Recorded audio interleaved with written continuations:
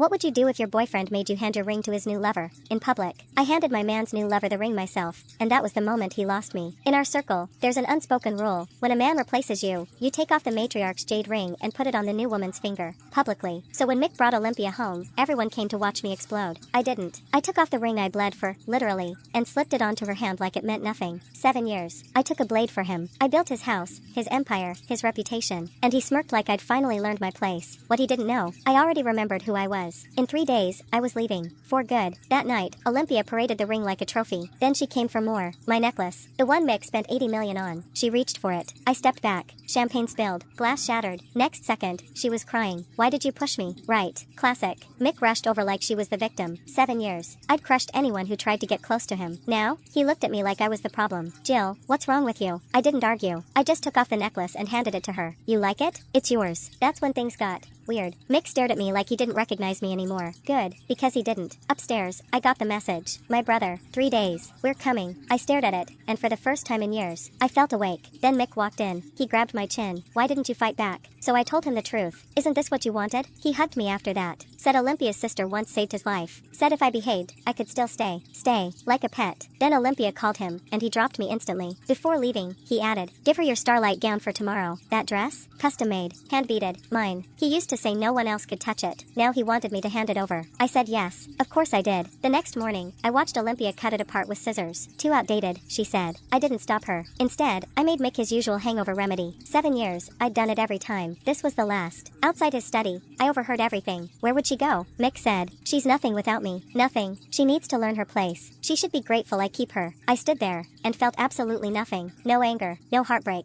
just clarity. I took the soup, and poured every drop into a pot of orchids. Done. Later, Olympia told me to move out of the master bedroom. I packed in 5 minutes. Didn't take anything he bought me. Not a single piece. Because none of it was mine. My brother texted again. Jill Chambers is being erased. Perfect. That night, Mick saw where I moved. A storage room. He lost it. Are you trying to guilt trip me? I just said, it doesn't matter where I sleep. That's when he grabbed my arm. Right over the scar I got saving his life. And got annoyed. Olympia doesn't like it. Cover it up. Or move out. That's when I knew. Whatever we had, dead. I picked up my bag. Fine, I'll leave. He snapped, dragged me to the door, threw my bag into the snow. Get out. Let's see how long you survive without me. So I stepped outside. No hesitation, no looking back, because for the first time in 7 years, I wasn't the woman he saved. I was the one walking away. The cold hit hard, but not as hard as the truth finally settling in. Then my phone rang. Half an hour, my brother said. We're here. I looked at the storm, and smiled, because Mick Gilbert had no idea. The woman he just threw out was the one who owned everything he feared.